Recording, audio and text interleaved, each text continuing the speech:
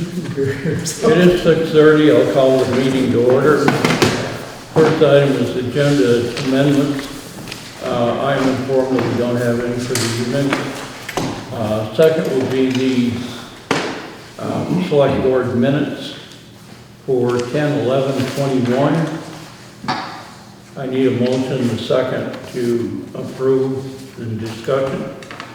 Make a motion to accept the minutes of October 11th, 2021. Second. Do we have, all in favor say aye. Aye. Do we have any amendments, anything that we need to change here, suggestions, alterations? Hearing none, I'll move the question. All in favor of accepting, say aye. Aye. Any opposed? The pay orders for October 19th, 2021. We have no additions to what is currently listed. That amount is $20,548.28. Do I have a motion and second to approve? I make a motion to approve the pay orders of October 19th in the amount of $20,546.28. Second. Do we need to add anything or any suggestions, any corrections here? Hearing none, I'll move the pay order, the amount of $20,548.28. All in favor, say aye. Aye. Any opposed?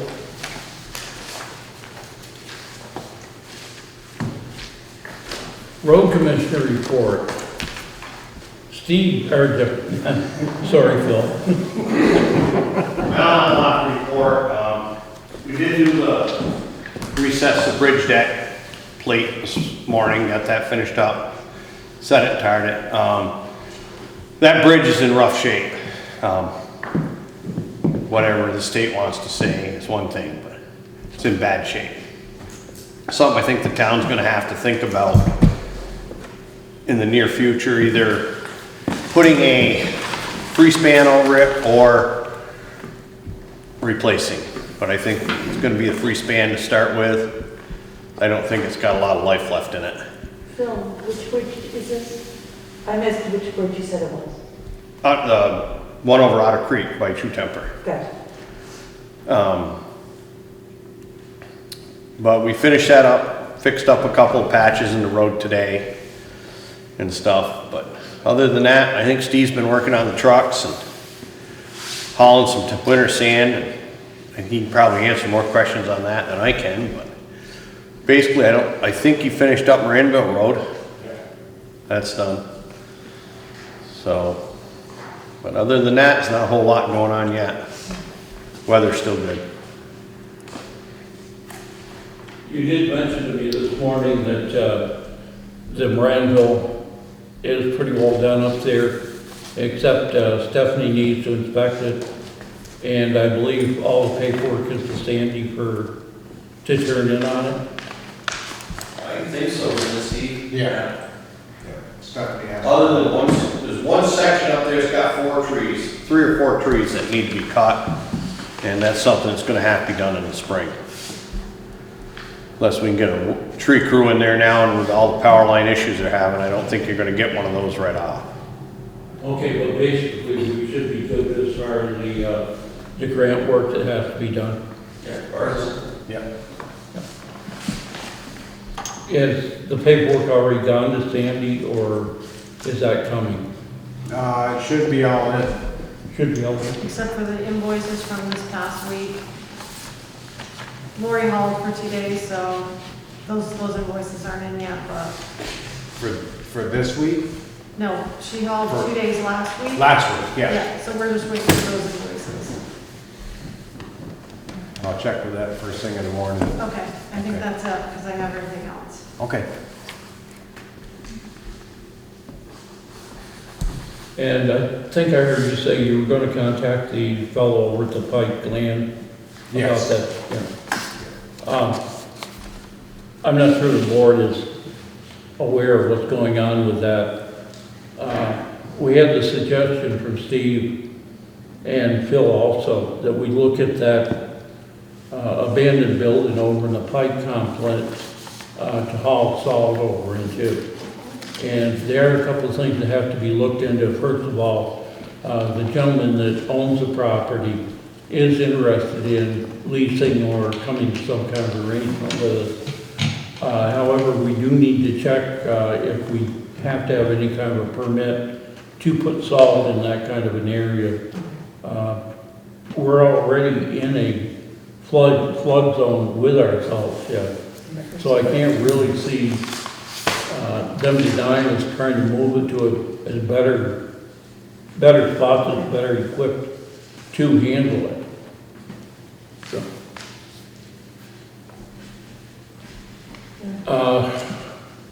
Nothing else you can think of, Bill? No, we're all set. Okay. Hartsboro Solar. We're supposed to be getting a phone call. Yeah, so we're 10 minutes ahead of time. He should be calling in soon. Just jump to quarterly financials. Is he Julie's still figuring for 350 or 650? Yeah. And Julie's here, we could do quarterly financials. I'm sure she would. I was gonna say that. Early. I'll be quick. Okay. Today was tax day and we did very well. Probably didn't collect almost 168,000, but that was very good considering what we billed over 2,300,000. And then the financials. So the target should be around 25% for the first quarter. And if you go down under income, you can see transfer station fees are already at 53%. And restoration fees have exceeded budget, and that's all based on recording fees. And then the income for summer rec, Elfin Lake, and the gate and concession, nothing was budgeted, so we're ahead on that. And the only thing under expense, I talked with Sandy, I'm not sure if I goofed or what happened, but we couldn't find anything in the minutes. Under appropriations, the communications group expenses, we always budget what we budget for income, and we have 0 there, so I'm not sure what happened there. Because it's a wash. And then under highway, we brought forward last year's budget that was not spent, almost 65,000. So that's good, and that's all I can say that's to point out. Does anyone have any questions?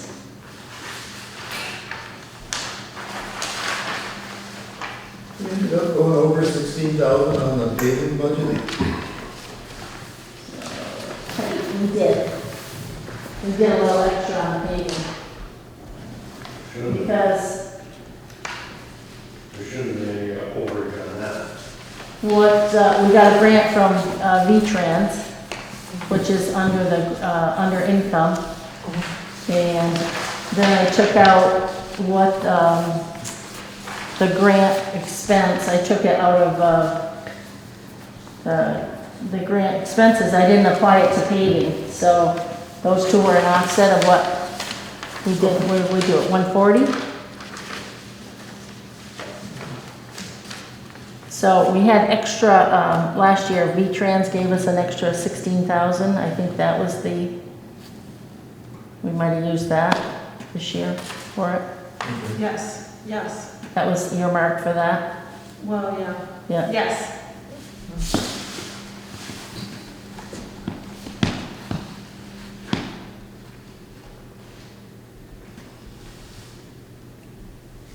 So that 16, Bruce, is in the carry forward at the bottom of the highway budget. Okay. The other question I had on this was, what did we spend over $2,000 at the lake for maintenance and recreation? I can get you a list of it. We only budgeted 1,000, so I see we're way over.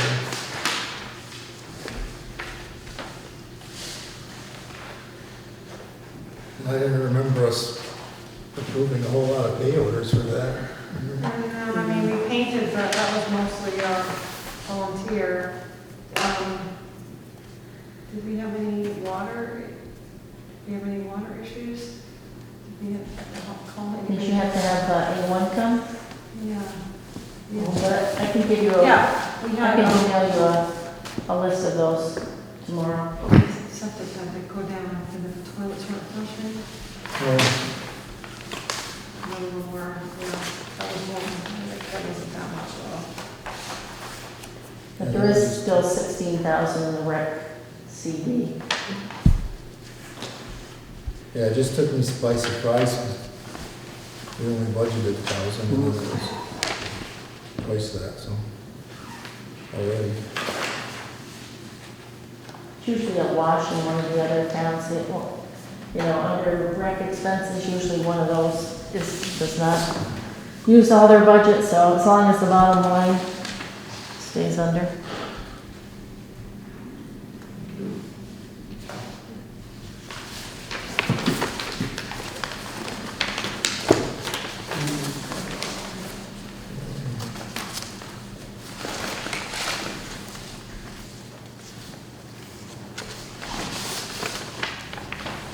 Are you good? Yep, I'm good. Is everybody good? By consensus, we'll accept your report.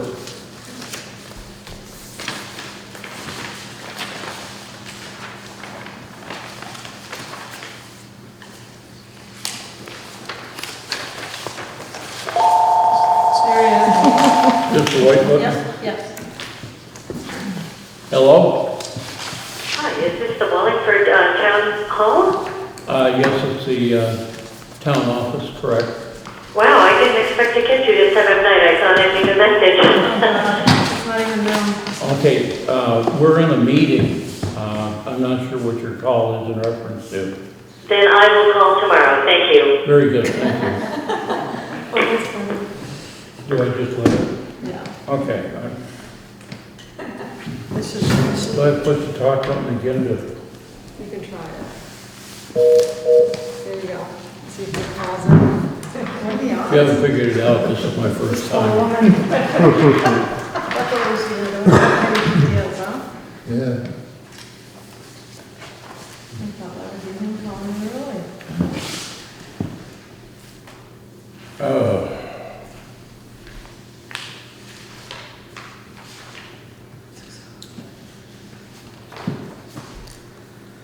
Erica's not here either.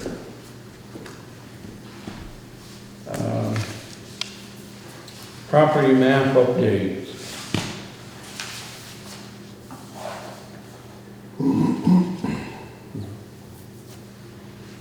We have, I believe we approved last week that we were going to update it. What do we have to do, just sign on a contract? Yeah, he's provided 2 contracts.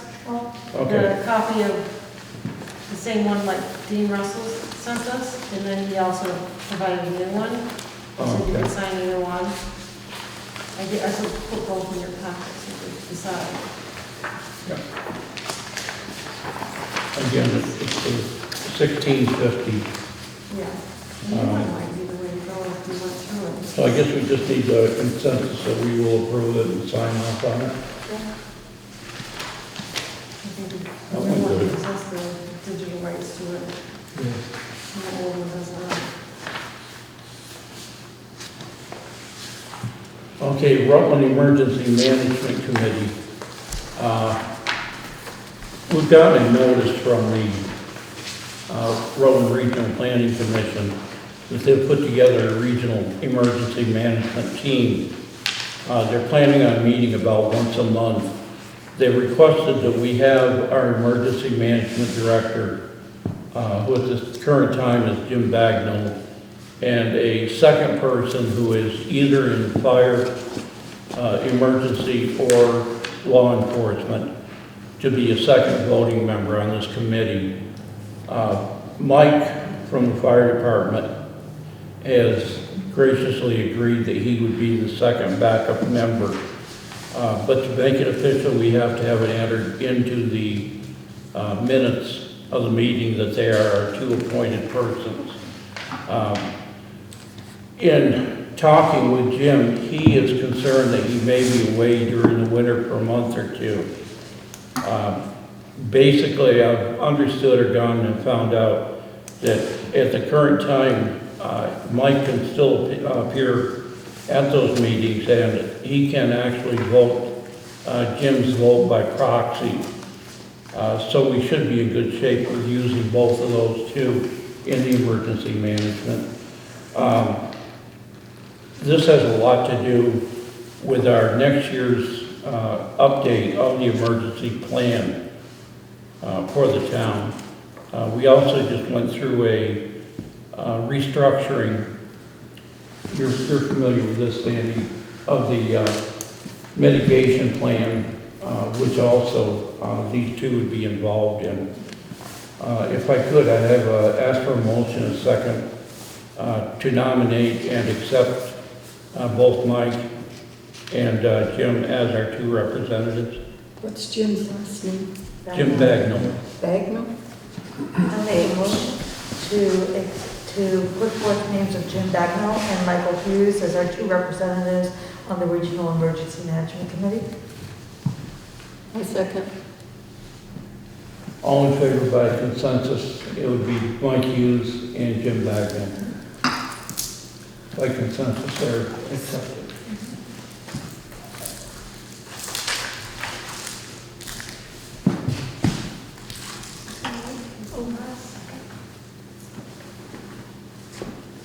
Did we already ask about public comments yet? I'm sorry. Have we brought up public comments yet? Do you want to see about that before we take the phone call? Or?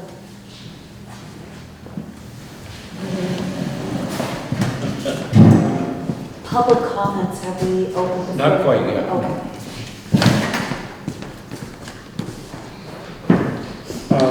The next one is the exterior painting of the town hall.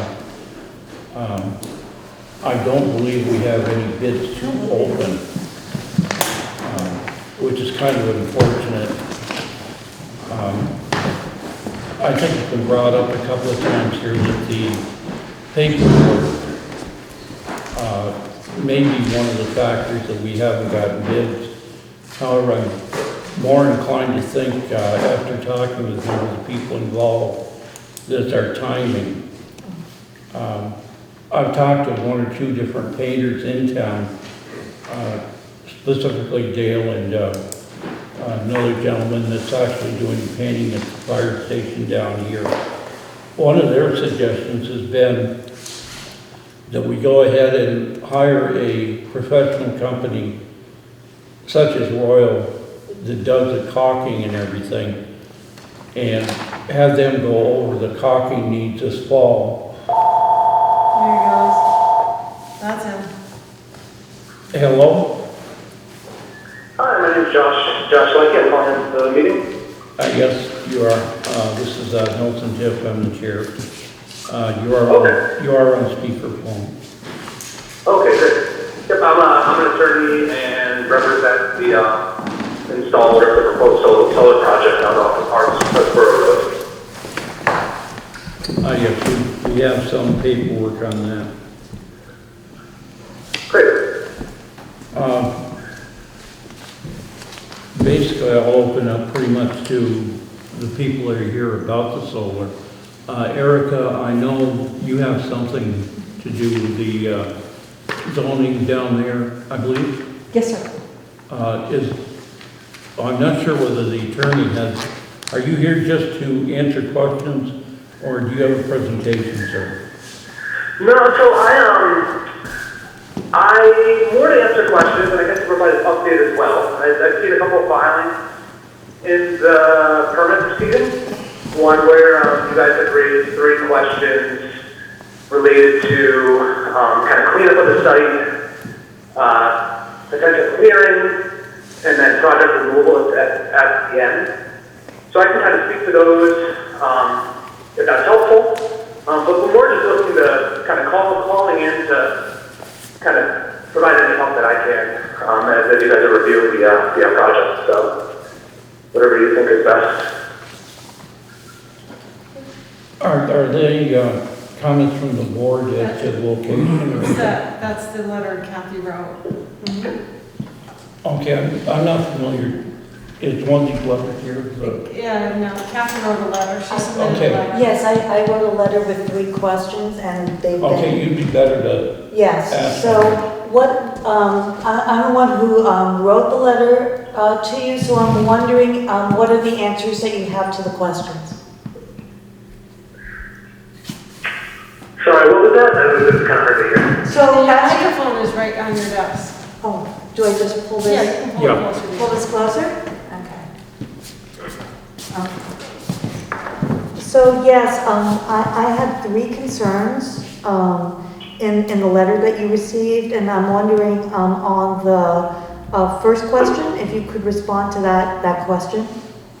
Sure, yeah. So the first one dealt with the natural resources on the site, and then also, I guess, kind of existing conditions out there from the current landowner. I'd say, as far as the natural resources,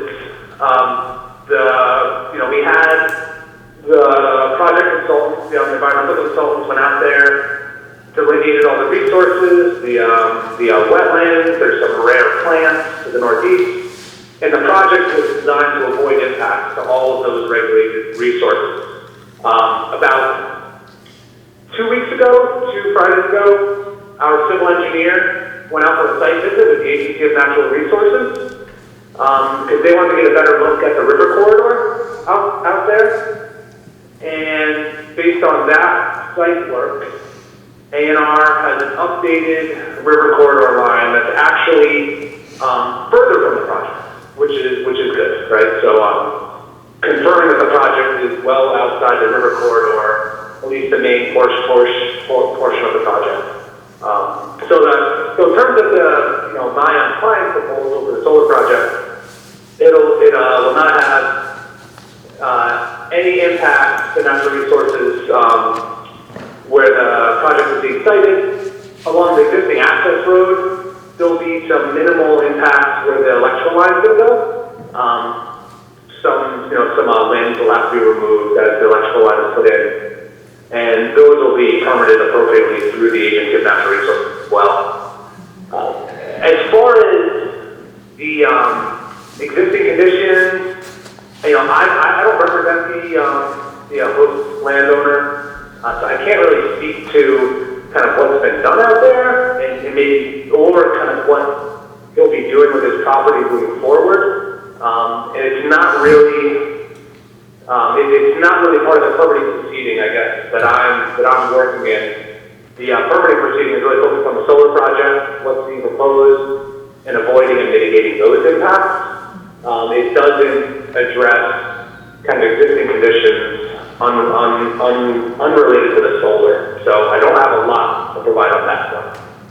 Okay, so on the whole thing of what looks like big piles of gravel and debris that's there, and other things that are left on the property, that's not considered having an impact?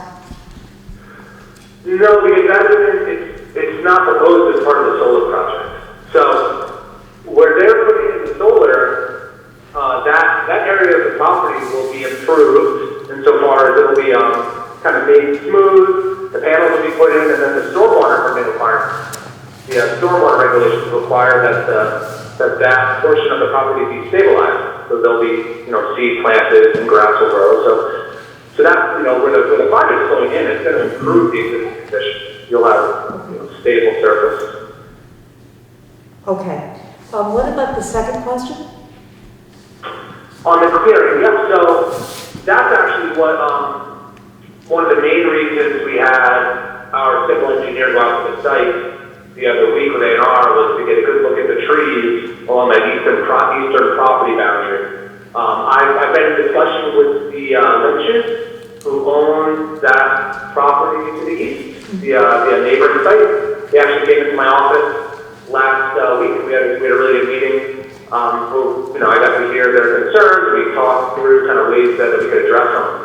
But with the main one being, the potential for clearing. So the engineer went out there, he plotted all the trees along that eastern boundary with GPS and plugged them into the site plan. And we're actually going to shift some of the panels along the east, going to move up to the north to create more separation between the project and the existing tree line, to eliminate any chance that trees would need to be removed. And then also, this project change will eliminate the small amount of clearing that has been proposed along that side of the project. So I shared those preliminary plans with the Lynches, and they're very pleased to see that change. I thought it was a significant improvement on that topic. And what we're going to do is, after I speak with you guys, I'm speaking with the regional planners tomorrow night, and we're going to work on refining those plans and finalizing them, and we'll file that as an amendment in the permitting proceeding to verify that change has been made to avoid clearing the pets. Okay. Then there's a third question about if the project is terminated for any reason, what will happen with the panels after? Yep, that's a great question. Thankfully in Vermont, I guess, from your perspective probably, we have rules that require that solar projects be removed when they're no longer in use. So there are decommissioning rules in place. As in compliance with those rules, our filing included a decommissioning plan that commits to removing the panels and kind of restoring the site at the end of its useful life. I guess anecdotally, I can say that the lease agreements typically require removal as well, and there's a financial incentive for the owner of the project too, because there's even when the project is no longer in use, the salvage, there is salvage value. So it wouldn't make financial sense to put it out there. But regardless of that, there are regulatory obligations. We have a decommissioning plan that's been filed, and the permit will require that it be removed. Okay. That seems to address the concerns that I had about the project. I don't know if there's anyone else on the board who would like to, has any other concerns other than those? Thank you for your time on answering those. Oh, sure. You're welcome. Just as a side note, I'm assuming that in that decommissioning plan, there is some kind of arrangement to put funds aside for the actual decommissioning? So actually, on a project of this scale, Vermont doesn't require decommissioning funds. Funds are typically required for larger projects. So there's no fund that's required, but there are regulatory obligations. And I think in part it's because there is salvage value and recycling value that will incentivize removal as well, in addition to the regulatory obligations. Okay, so that has been addressed. Yeah, the state has addressed it under its rule, and it's so we're just, so my client's complying with the state rules on decommissioning, and then we'll follow that course. Erica, do you have any questions on it? No, I will be at the regional committee tomorrow too. Okay. So I believe they may have a few other questions, I'm not sure. Okay. Any other questions from the floor? Very good, sir. I thank you for your time. Okay, great. And just so you know, I do plan on filing a response to the comments that were filed. It'll be along the lines of what we just kind of chatted about. So you'll see that come in probably around when the revised site plan was in as well. So I appreciate your guys' time, and hope you have a good evening. Thank you. Thank you, sir. Have a pleasant evening. Thank you. Bye. Push the button again. No. Okay, we're back to the public comments that we skipped over. Y'all are the public, so anything? Nelson, did you hang up? There you go. That's only the first night I've had that thing. You may not come a second. I just have a couple of questions, Nelson, if I might. Okay, Lynn? I noticed we have had instituted a mask mandate for the town hall on the 25th of August. And when I go to my dentist, I have to put on a mask and go in, and then they take it off and work on us. And I noticed we're not wearing masks here right now. But I expected, I don't know when the emergency authorization was lifted, but I was just curious as to where the authority to mandate masks comes from in the case of a municipality. I can understand it at my dentist, but I just didn't know where this falls, where the authority falls or comes from. I think until we get an actual mandate down from the state, to my knowledge, we have not gone any further than that. Obviously, town offices here have required in the building. However, we have taken the flexibility of people who are vaccinated as long as we're maintaining the 6-foot distance of not requiring them to do it. The transfer station personnel were asked if they wanted to initiate it in an outdoor setting. It was their decision if they decided not to at this point. Okay. So that basically it's Yeah. An arbitrary decision at this point. It's not, there's no teeth in it in terms of the mandate. For the mask. Until we see it come down from the state. I'm not trying to cause trouble or anything. I just was curious about it because it didn't necessarily appear to be appropriate for the mask. I understand the other stuff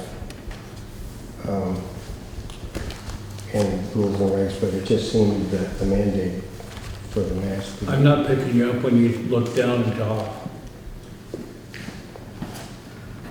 Pardon me? I said I didn't hear what you said when you were looking down. Oh, I'm sorry. Well, I understand some of the things that you've, hand sanitizer and blah, blah, blah, and that's good, but I was just concerned that we didn't have the authority to mandate such a request for the masking. Again, I'm not sure if that applies. Well, it's no big deal. Anyway, I guess it is what it is. The other, and I did have a few other questions and concerns, and nothing that these have to do with the zoning changes that we anticipate. And I noticed on the town website, we've got a draft, a 50-page draft. And in 2015, we enacted a 28-page zoning reg. So if you're getting into zoning, Erica's actually going to be on, I believe it's item 7 on the agenda. Well, I'm not really wanting to get into the details of it as much as my concern is that it seems to be perhaps a bit of a major overhaul since we're almost doubling the content. And I was just curious as to how the information will be presented to voters, because perhaps not all voters will be attending the public hearing, and will there be any kind of a handout maybe or something, so when the voter goes to the polls they have an idea of what they're voting on. To be honest, that's still not addressed as yet that I know of. Okay. But those are just concerns. I just wanted to bring, those are some concerns that I have, that it may be difficult for people to ascertain what the changes are versus what the new stuff is. I'm not being smart when I say this, but it's a little difficult for us to understand what some of the changes are. Erica has provided basically some synopsis of changes. I believe you'll probably go over quite a few of those here tonight. Okay. We've tried to make everything as public as we can. Yeah, well, I understand that. I just... With a 50-page report, I'm sure a lot of people are gonna be concerned and look at it very thoroughly. Yeah. Unfortunately, a lot of the voters that vote on it probably will not have been as thorough. Right. That's all I have. Are there any more comments? Okay, we already addressed the first quarter financials, so that would mean Eric will get zoning update. First of all, as you well know, we did send you a copy of it, and it is 50 pages. However, 13 of those 50 pages are nothing more than definitions. Yeah. You can stand there. 13 of those 50 pages are nothing more than terms definitions. We went from a page and a half to 13 pages because it was felt, and we worked many months on that. It was felt by the committee at the time, the more we could define everything. So if somebody wanted to know what a setback was, definitions right there, this is what we're going by. You want to know what an accessory building is, this is what it is. So it went from 28 pages of information to approximately 35, which is only 7 extra pages. 1. 2, the font size got changed. It's now Times New Roman 12 rather than Courier type, which takes up more space. Secondly, the thing has been totally reformatted, as you're all aware, into sections to make it much, much easier. The table of contents went from 1 page to 3, which again uses up 3 pages out of that 50. So I've got 16 pages used up by different things. Just a comment, your table of contents has trailers spelled incorrectly. I know. There's a few typos in there. No matter how many times somebody reads it, we still have it, okay?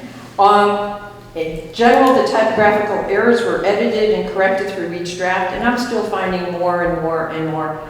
It's normal. Every time we do something like that, line numbers are added on the side. They will be taken out. They're on the left side. They will be taken out because it's much easier when somebody says page 35, line 10, then go page 35, second paragraph, 4th word in. Article 1, there was no change. Article 2, the definitions were moved to Appendix A, which by the way used up another page just to say Appendix A to show that's 17 out of that 50 that were used up.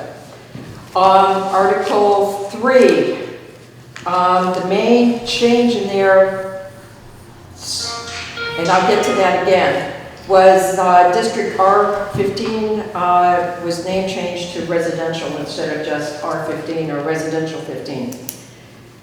The additions were primarily in Article 4, General Regulations, 423 farm animals, 424 fences, non-agricultural, 525 subdivision and parceling, 526 swimming pools, because we've had many inquiries, or I've had inquiries about people that want to have a pool. Do they need a permit? We're not addressing it. And even in the regs, it basically says you've got to follow health hazards and safety. So we're not permitting it one way or the other. Tiny houses, alternate energy, and screen service areas.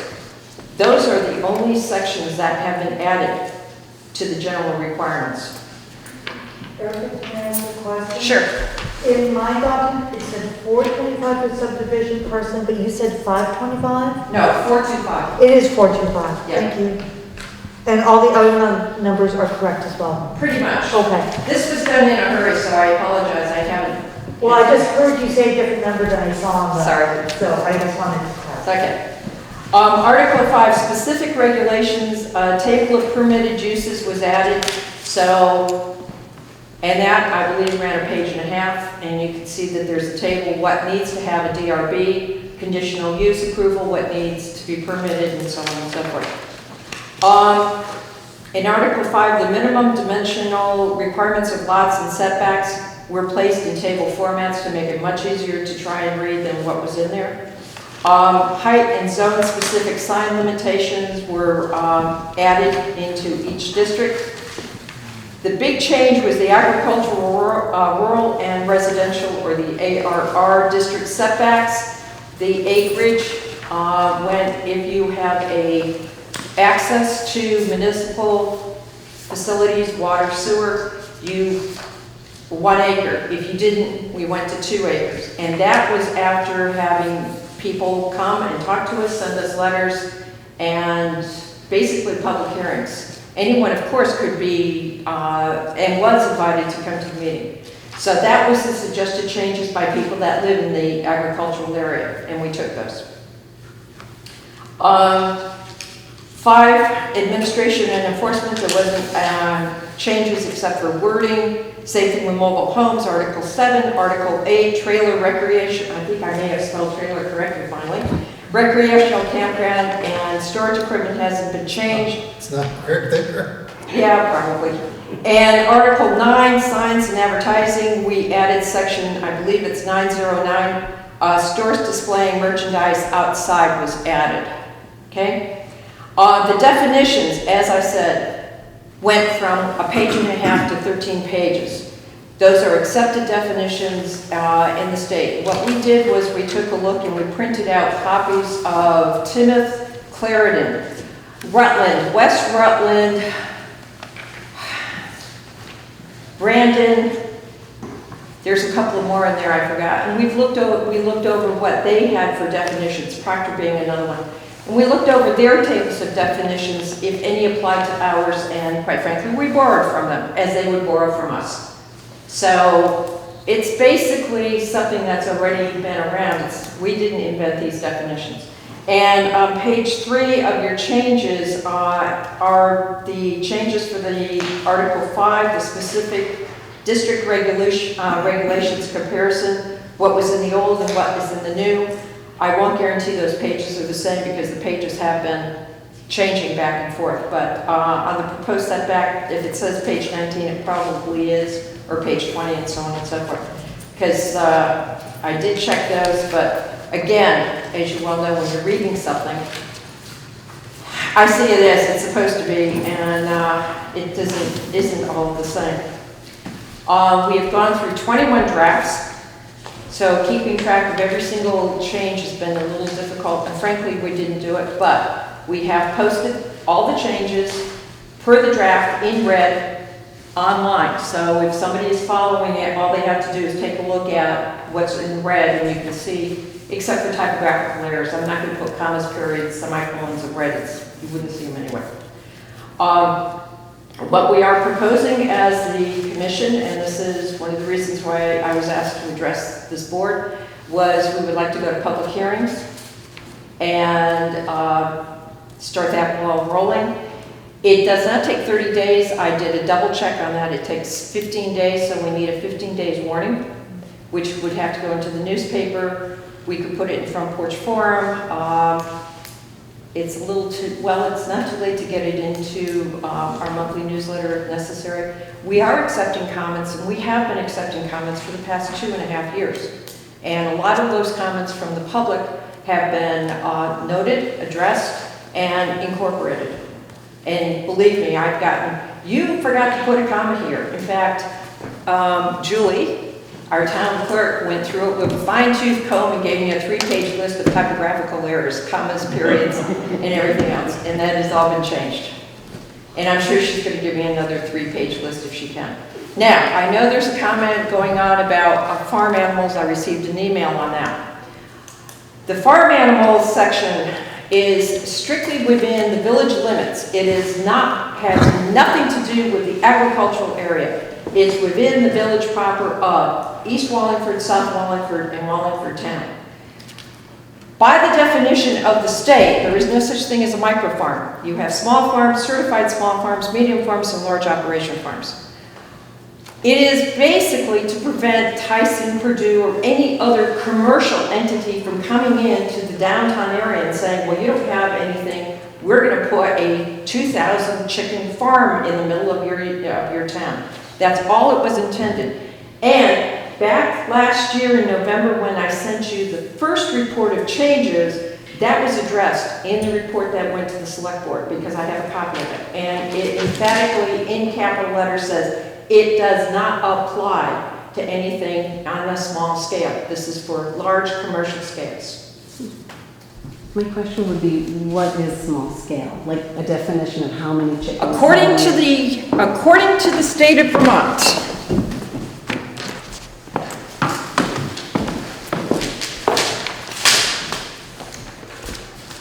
first of all, you have to have a farm identified form. That has to be filled out if you want to classify yourself as a farmer. But wait. Excuse me, I'm answering you.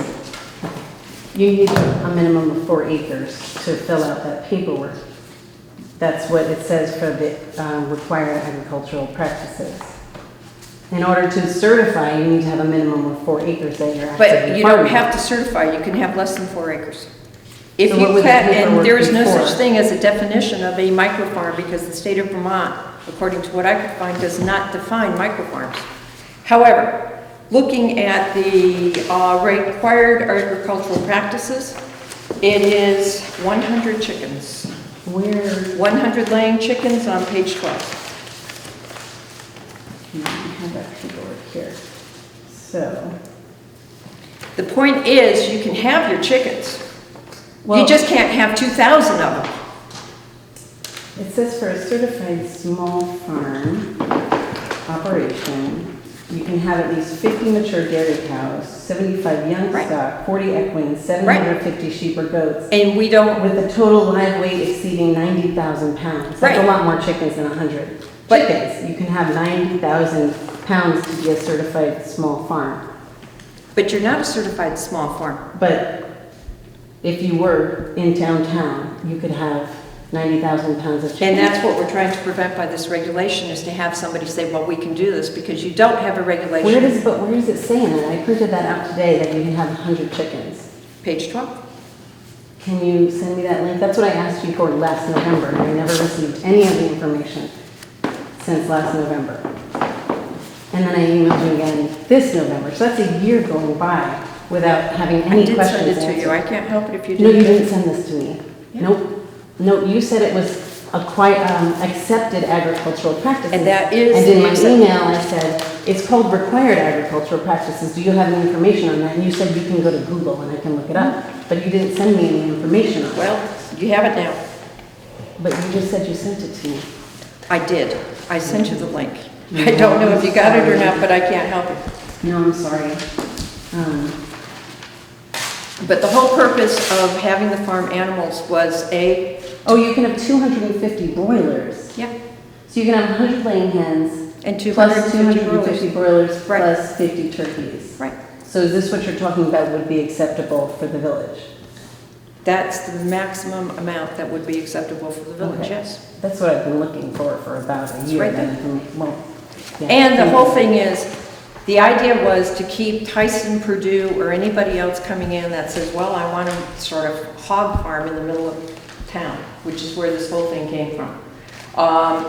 I was not the one that initiated it. It came to the committee through the then zoning administrator.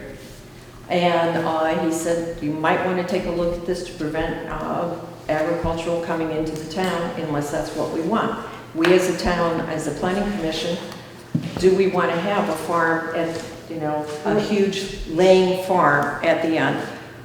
And the answer to the commission was no, we Well, don't. who did you ask that question to? Was it the town? Well, Was the planning commission proposes, this is what we're proposing. Somebody wants to object and they want to have 3,000 chickens at the end of the town, and the town votes for it. Planning commission will have to go along with it, obviously. you're saying that this is what people wanted. I'm just wondering what people wanted. I'm just Was it just the repeating- planning commission? that I'm just said that this is repeating we what want? the previous zoning administrator told us. So it didn't come from the people of the town? I don't saying know that if this it is did what or we didn't, want I'm what just we telling don't. you this was in his list of recommendations of changes, and this Okay. is what the planning commission said, yes, this may be a good idea. Well, I'm just wondering if you spoke to any farmers about it or any people in town. But the who farmers know. have nothing to do with it. The farmers on the agricultural area can have as many as they want. But there are some people in the village. There's a goat farm on Creek Road. There are people in the village. They're in the agricultural area. Mhm. But they're You, still in the village, right? no, No. that's it's not the in village. district. You are not in the agricultural district. I am not in the agricultural district. I'm in the neighborhood commercial. Right here, we're in the neighborhood commercial. 2 streets up, they're in the residential. It's the districts along with the village. It's the village proper's. So speaking to people, and I mean, I'm just wondering why it wasn't put out there for people to, you know, But Lisa, it was. speak their voice. Well, You where? Where was it put out That's that what people? public hearings are all about. That's why we're asking to go to a public hearing. That is why, But you're when we asking have people our to go to a meetings, public hearing after it's already written, not in the writing of it. Like to have we people say, did. We have always, they have always been up online. Anybody is always welcome. It's the second Wednesday of every month, and when it has to change, it's publicized. And we have had people coming in and addressing us for various issues at various times, even during Zoom. We've had people coming in on Zooms saying, we don't like this, we want this, this, and this, and it's all been discussed. so in the final document, when we're doing a question. And this is still a answer- draft. Yeah, when it is at the final document and there's a public hearing. and This people- is the final document, but it's a draft until it's voted Yes, on. but at the public hearing, when people are asking questions, will you be able to answer where each of the changes came from and who proposed it and why it was? First why of it all, was we don't needed? know who proposed all of the changes Well- because nobody's been keeping record of it. That's really, No, it's perfectly natural. As I just explained to the select board, a lot of this was looking at other town regulations and seeing how they are doing it at about the same size. Timoth, Claremont, Ludlow, Shrewsbury, even West Rutland, Rutland itself sometimes, Brandon, and other towns. So it's not that, oh, we thought we're sitting around thinking, oh, this would be a great idea to do this, this, and this. And as you saw, there were only 5 or 6 new sections that were added. That's it. But Everything is pretty much exactly as it was. And by the way, the originator of the current one is sitting behind you.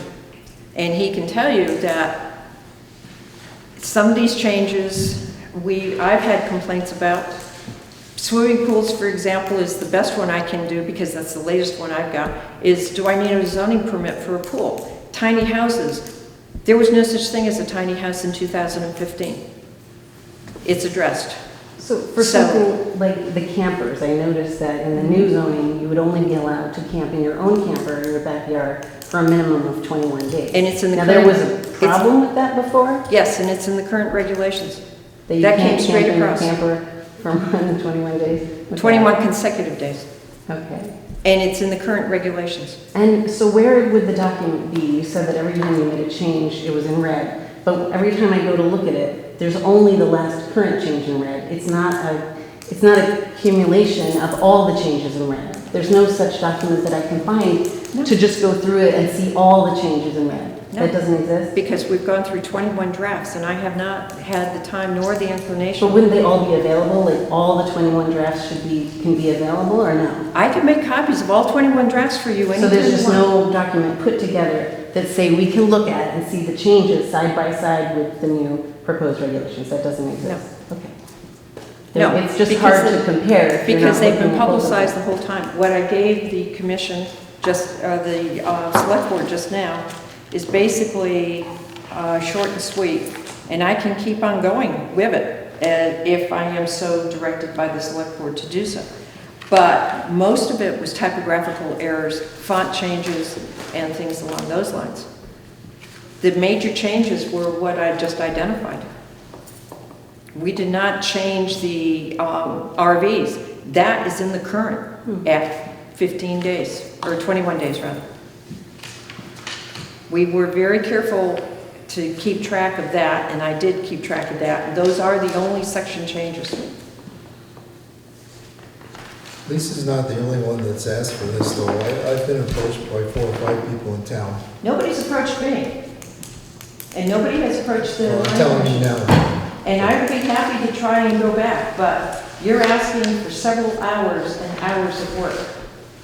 Plus the fact that every single change that has been made on the drafts, every single draft change is identified in the fact that it's draft 1 through draft 21.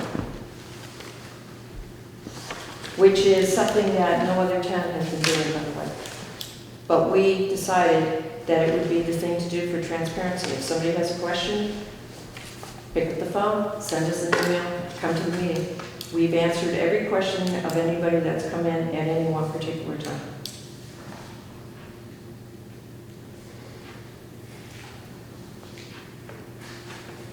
Are you good, Bruce? I guess so. I'm just trying to tell her that I have been approached by people that they're concerned that the last draft has only got what you added at the draft. That's right, it People- does. A lot of people have just become aware of what's happened. Now they're gonna be asked to make a decision, and they're trying to decide what's changed. Do I wanna vote in favor of this? Well, They can't, what I gave you tonight, it took me 2 hours to draw up today. And I would be happy to add to it. That's 5 pages right there. And it pretty well says exactly which sections were added. No section was deleted. Any changes that have gone through there has been listed in that 5 pages I just handed you. I made sure of that. But if you want me to go through all 21 drafts and categorize all commas, semicolons, periods, et cetera, et cetera, et cetera, now you're being ridiculous. that's right. We have been working on People this. wanna know the content change. That is the content change that I gave you tonight. All the stuff highlighted in red on each of the different changes, like the actual change, not the saying we changed this, but the actual changes. It seems like if you went through all of the documents and cut the red pieces out, then we'd have an idea of what changed. I guess that's crazy. I don't know if I should make this comment or not, and please don't call me for this. But how impossible is it to, because it says here that these are the list of changes on drafts 1 through 21. How incredibly impossible would it be to, by each change, say which draft it's in? I'm sorry.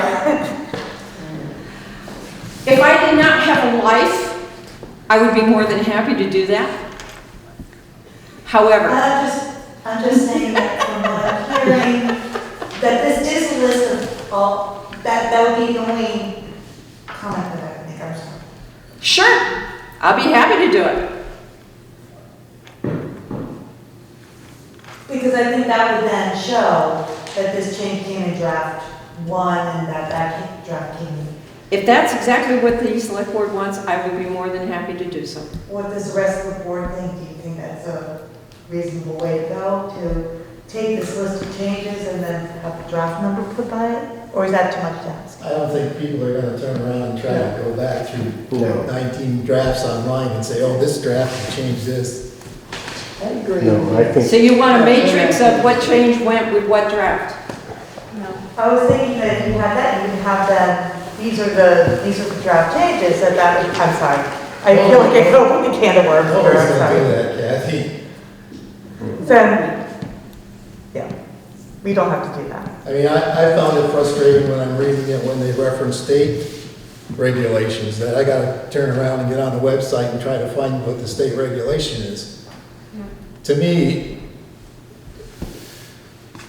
if it's a state regulation and it doesn't even belong in there, that's as far as I'm concerned. Because unfortunately or fortunately, some of the state regulations outshine what we have, and we do, in some respects, have to go by what the state regs say when it comes to certain definitions and things like that. We just follow them. So why put it into a zoning document? Because it also, in the opinion of the planning commission, it helps when people say, well, where'd you get this definition? When we can say it's in this state reg. And if you want, I can copy out all the state regs and with a link. And I think most of them have it already. Because I did try to do that as much as possible to specify where it was in the link. But I may have missed a few. Just as an interruption, I think one of our main purposes in this whole operation to begin with was to shorten this, not see what we can add to it. The major addition to the zoning was very seriously the definitions. And as I said, the reason being is because people, according to the previous zoning administrator, and in my experiences, both here and in Proctor both, or people are saying, well, what's a setback? What's an auxiliary building? What's this? What's that? And in order for people to read it, and for the zoning administrator to also say, this is what I am going by. This is the definition. we, as the planning commission, that was the first thing we tackled. And by the way, that took about 6 months to go through and trying to find out exactly what is an accessory building. To you, it could be a garage, which it is, but to somebody else, it could be a shed. To somebody else, it could be an office building. So the idea being that this is what it is. This is what we are defining. This is the terms we're using. Setbacks is the big one. People ask, what's a setback? And there is a diagram which is used by everybody apparently that basically says how setbacks are determined. And that makes it much easier when you can show people. And that's also part of the frequently asked questions on the permit. Is this is a setback, this is how it's determined. But even today, I had someone come in and asking if they are going to subdivide, who does the survey for the subdivision? And this individual thought the town was going, that the town does it. And I said, no, you have to do that. So the whole idea of having the 13 pages for the definitions was exactly that, to make it easier for people to understand when you're saying a certain term, that this is what they are, and if they don't know, they can look at it, they can question what the definition is, and then we can continue on from there. My point was, the one you're replacing, I believe, was about 85 pages. No, it was 28, if I recall correctly. Is that the original was 28? 2000. Okay, it's the town plan I'm thinking of. Yeah, it's the town. Yeah. Okay. Yeah. The energy committee plan is also the 80 pages. Yeah, the energy is the 80 Yeah, pages. the 80, that's the 80 pages. Yes. The energy plan is the 80 pages. Yeah, we really tried to separate out all of the subheadings in the current zoning. So if you were looking, say for example, permitted signs, that you didn't have to go through that whole section to find out what's permitted and what's not. You could look at the table of contents and see that it's on page 35 or 40 or whatever page it is. So you can go directly to that section. The other thing was, in the current one, the districts are all run together. In other words, if I have half a page left in the R15, then the next district came up. And sometimes I've had people come in and ask, well, could you give me the regulations for just this one district? And it's a cut and paste, whereas this way, you can go to the printer and say, print page 19 through 21, and that is the only information you're going to get is just from that. So it's also a much easier way to print very specific items than it is to have things run together. As I said, the font did change and the spacing changed. So it looks like there's a lot more to it, but quite frankly, there's more spaces. Everything is single spaced or double spaced as necessary. It's itemed or bulleted or numbered, or it has a letter in front of it. And also the tables, that table on the districts, I believe it runs a page and a half. It's a lot easier for people to read across and down. Okay, I live in this section and I want to put this in. I need to have a DRB hearing, than it is to read through, these are accepted and these are not. It's still in there. But if you want to put a hotel, for example, and this is strictly an example I'm making up, in the agricultural area, you would have to read through a whole paragraph to find out if you needed to do that, or if you needed a DRB. This way on that table, you can look hotel, yes I do. So that's why that table is in there. And it did take up space. And that is really the main objective of the Planning Commission, was to make it easier for people to locate information and for people to use the document rather than take this 28 pages and flip through every single 28 pages. And to address some issues, as I said, like swimming pools, tiny houses, a few of the other things, illuminated signs, because we've had these issues coming up in the past 2+ years, and we're trying to address them. I do think that 13 pages of definition is a good thing. Thank you.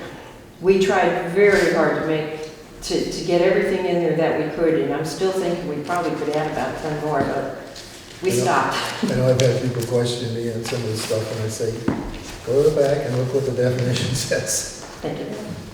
As I said, that took about 6 months of pretty laborious work to try and get it, and then to put it in alphabetical order. And I noticed there's one thing that's out of alphabetical order this afternoon. So I've read it, I cannot tell you how many times, and I'm still finding mistakes. It's like writing my dissertation. I had a typographical error in the title and nobody caught it, including me, so. But what we would like, if the select board wishes and approves, we'd like to go to public hearings, and we'd like to do it, if at all possible, at the next planning commission meeting, which would be the second Wednesday in November.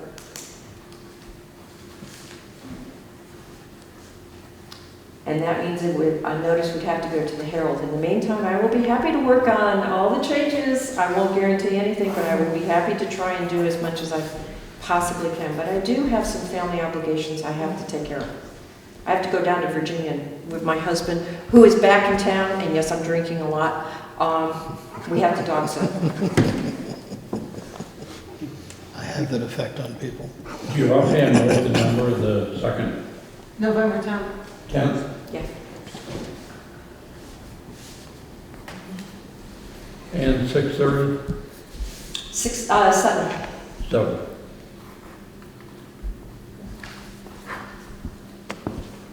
And we can move it up or down. Well, we can move it back to the 17th if necessary.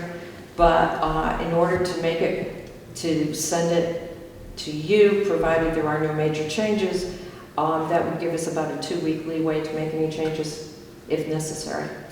Because remember, it goes to public hearing if there are no major changes and the commission votes to move it forward, then it comes to you and then you have to hold public hearings, and that's a 15-day notice on your part, and that's before we get to the town meeting. So we're pushing up against that deadline. Do you need an alternate date or anything, or is November 10th? We can do an alternate date with your permission. I mean, with your permission, if you say go ahead and go to public hearings, then we can put any date on there that... Well, I'm just thinking if we, okay, November 10th, and we get an early blizzard like we've had in the past, you know, maybe schedule out a couple of days after that. Actually, we can do that with a 72-hour warning, as long as it's publicized in the post office, on radio if possible. We can send it out at Front Porch Forum, and we do it in the town hall. The statutes do provide for that, if I recall correctly. Okay. So if we don't make the 10th because we have a blizzard, we can... Or whatever, yeah. When would you submit it to the select board? Well, it would have, I cannot tell you when we can submit it because it would depend an awful lot on the town hearings and what the planning commission. If the planning commission has the hearings, and again, if there are no major changes, or they vote to make major changes, if they do, then the whole schedule's off. If they don't, the select board could, the planning commission could, and I'm not saying they could vote to move it to you on the 10th, so it would come to you officially. Remember, this was just an information copy you got. It would come to you to your next select board meeting, whatever the date. That would be the 15th. That would be the 15th, yes. Are you having one hearing? Excuse me? Are you having one hearing? Where by law, we're only required one hearing. Because of the 2,000 Yeah. population. Right. And the select board has one. Correct. Now, if there are major changes, Right. and we have to start all over again, then that schedule's whatever it is. Okay? So we just need to get a consensus on the 10th. Or a public hearing. I mean, just say, basically, I need a consensus that, yes, we have your permission to go to public hearing.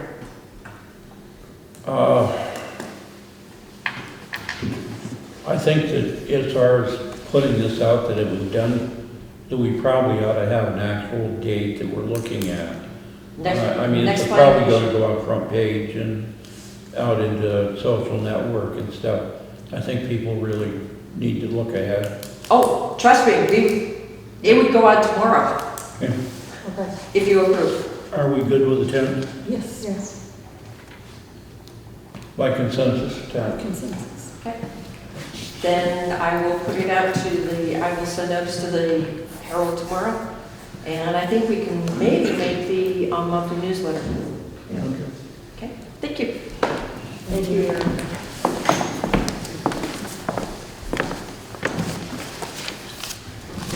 I was starting to get into the town hall painting. In my talk to the gentleman down here at the fire station, he's too late into the year, and he's unable to submit a bid either. If we were to just do the caulking and then doing the later painting. He's also given me 3 other companies that have worked in town doing similar type work. I believe they worked down the church down here, and I'm not sure of the other project. But I've given the companies to Sandy to see if it could even be done this fall. Obviously, we're going to have to come up with a different request for bids on a that's going to take time. I think at this point, if we table it until we actually get a plan put together to do the caulking, or whether doing them together, contacting these people what they can do at this time of the year. Rather, we may actually have to alter the actual work to be done. One of the problems I think that we ran into here with the contractors is that we were looking at doing the clock tower and some stuff that required a lot of height equipment. It's not going to be done with a ladder. In talking with him down here, and he's going to take a look around to see if he can come up with better suggestions. Actually trying to put into this the work that can be done from an extendable ladder as a start.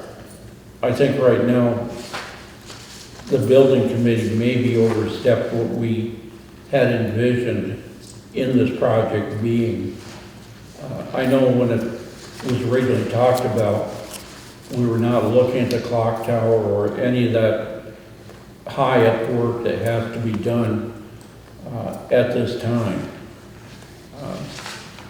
So with the board's permission, I guess if we could just investigate this a little more and get a look with these companies if they can, and possibly get some bids. As I said, we were scheduled to bid on the contractor tonight, and nobody submitted anything. I don't believe anybody even came and looked at the work after reading the proposal.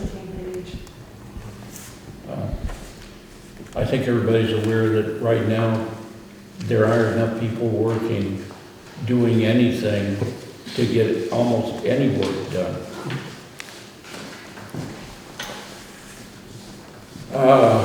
We've also got a package in here on Vermont League of Cities and Towns insurance renewal.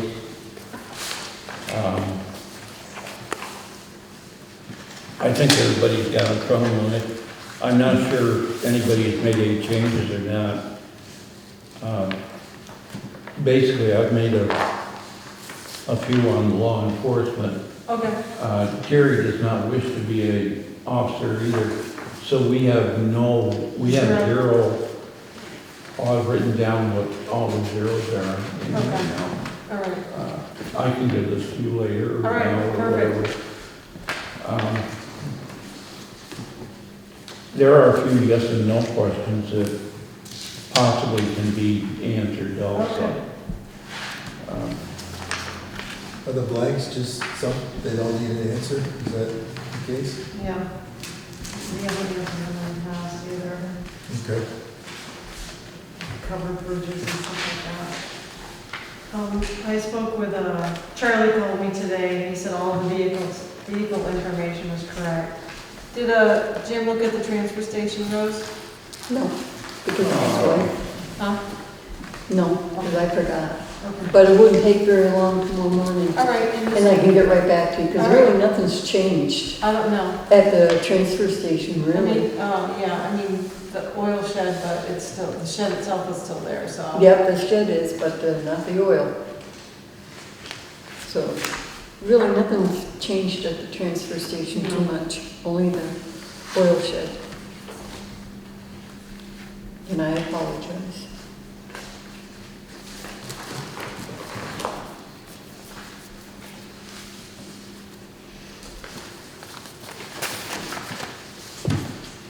What would be the simplest for you if we just give you consensus to submit this to VLCT? Yeah, and I can add Go through with your updates, yeah. And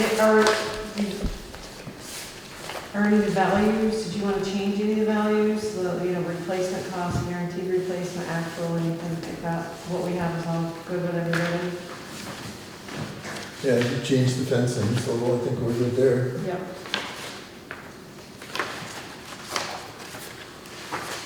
I have the basketball court, which wasn't on. Didn't we get that question before about replacement costs? Yeah, we just kind of Or got do we it. have to do it again? Well, you can just see what they have already, and if, Okay. I'm gonna, yeah. I'll give that one to you, Cindy. Perfect. Yep. I think we just need a consensus or from them to send it back to, we've been insured for them, or as long as I can remember. Okay. Yeah. You're good with that too? Okay. Consensus on that. Okay.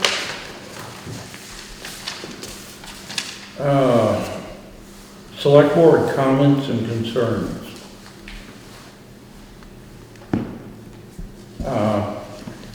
In the others, one of the emails we have tonight, Rick has asked for permission to spend money for buoys for the lake, some equipment over there, playground equipment for the lake, and Doc, we've got a list. yeah. They didn't actually put down a dollar amount or anything, did they? No, they haven't, I don't think they've researched the prices. They also didn't comment on whether they were looking for us to fund that or whether they want to use funds from their current money on hand. I'm assuming if they're asking to buy it, that they're looking at using recreation funds that they already have. Yes, that's what I would assume too, that they're looking to use the money that they have. But there you go. The one thing they had in there, they talked about spraying the infields of the ball. Yeah.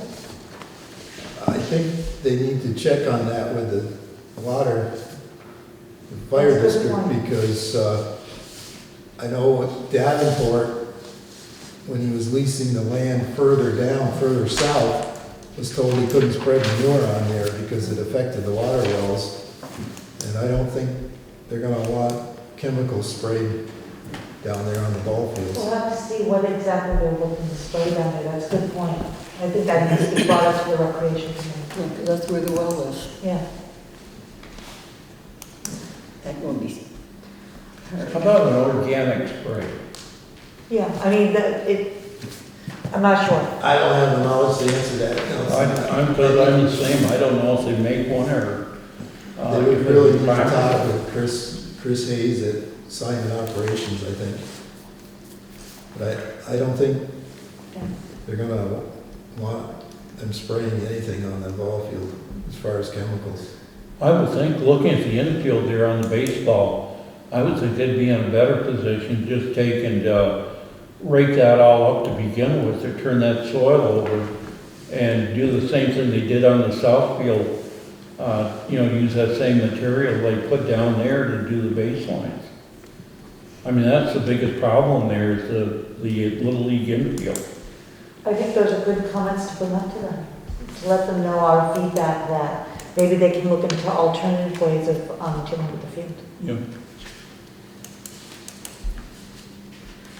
Maybe what we can do is have Tricia explore some prices on some of these things, and when they come to the board for budget time, you can discuss their upcoming budget and then the current budget and what they can spend. I would think so. This will give them a little thought. few weeks to get some prices together before.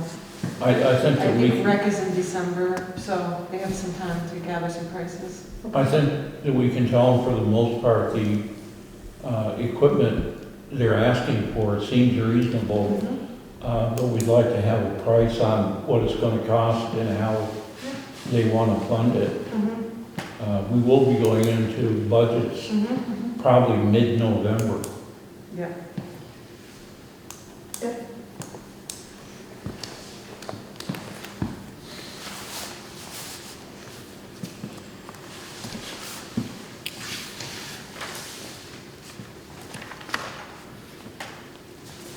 They have that money in the CD still too, that's needs to go away, so. Well, that's what I was thinking of, that they were spending that. We also, in the other business, had 3 pages that refer back to that West Hill Realty. This lady was here last weekend. Basically, it's good information. I don't think there's anything there in any of the pages that, I did find it interesting that part of that agreement was that the Taylors wanted 6 lots in the cemetery, and I haven't actually seen that they were used, or I'm not really sure of who's maintaining the cemetery up there. I took a ride up there this past week, and I don't think the cemetery has been maintained at all. There is a stone there with Taylor name on it. It's kind of an interesting place. It's a very old cemetery. Did you get my email today that we have a cemetery fund from 1977 to 1998, Yeah. so 21 years? Yeah. It's in all the town reports, ranging from like 500 to 1,500, so we've had that cemetery fund going on for some time now. Did we ever, when we did the appropriations for the cemetery, at town meeting, we added quite a bit of money, I think it was 3,000. Yeah, just to maintain. Something like that to the maintenance. Yeah. I wonder if we even included that cemetery into that proposal at that time. I don't think so. I know according to the paperwork here, that part of the agreement that was fulfilled was that they came in and repaired the stones that were damaged. The Taylors, yeah. I don't know if any of that is even looked at now. I don't know if their agreement was a perpetual care for those stones. I mean, that's kind of a common I think I read inclusion when they get those cemetery deals. I thought I read in one of the minutes that you sent us that they had gone in and done it as a one-time thing and satisfied the board at that time. Right. There is a broken stone up in there right now. Yeah. I've talked to Joyce Barbieri on this, and she's pretty confident the town owns that property. That's why I think, because especially having 2 decades worth of funds in our budget. Who's our head of the cemetery association now? I know Charlie was with St. Patrick's till he passed away. I think Bill Brooks took that over. I think he might be. Might be an idea to ask him if he has any kind of records as to who owns that. Okay. Or who was dedicated to maintain it. I'm just gonna go back up and look too. Joyce said that originally the access to that cemetery was actually on the, what she called it, the backside. I guess it would be the west side of the cemetery. She said they used to come into that cemetery from somewhere. Apparently there was a road there at one time or something. Oh, wow. I don't know. I was gonna go back up here at some point and just look for my own information. That'd be interesting to know, just as a program.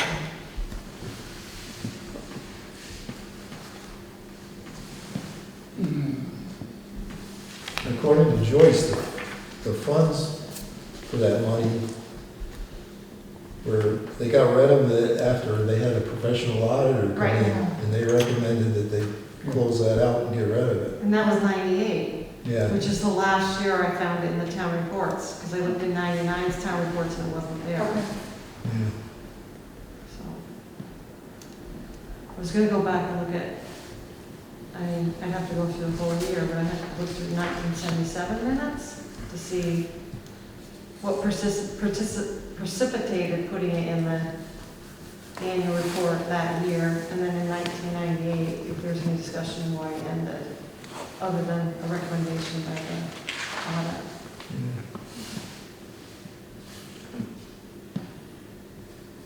I don't know how we, can we do a lot line adjustment if we're not sure we want it?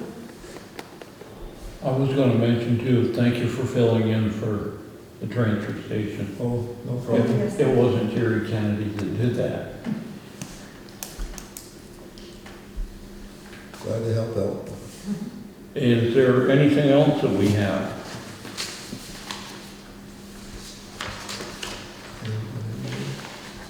If not, I would entertain a motion, a second. When are you going to do the appointment for the vacancy on the select board? For Is which that one? The vacancy, Oh, because you've got budgets coming up in the year. yeah.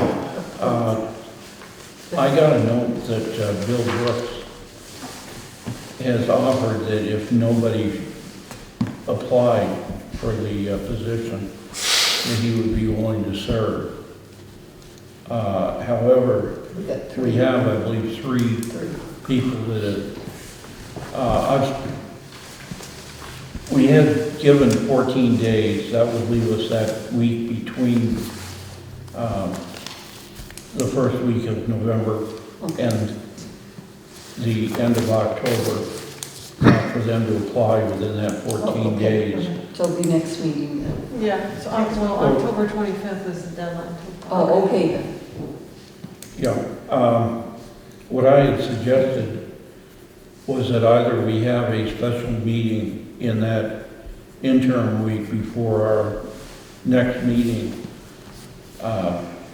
to offer the three of those that have applied to come in and express why they would like to be on the board. One is a gentleman that's new to town who I don't know. One is currently a member of the committee, and one is a former selectman.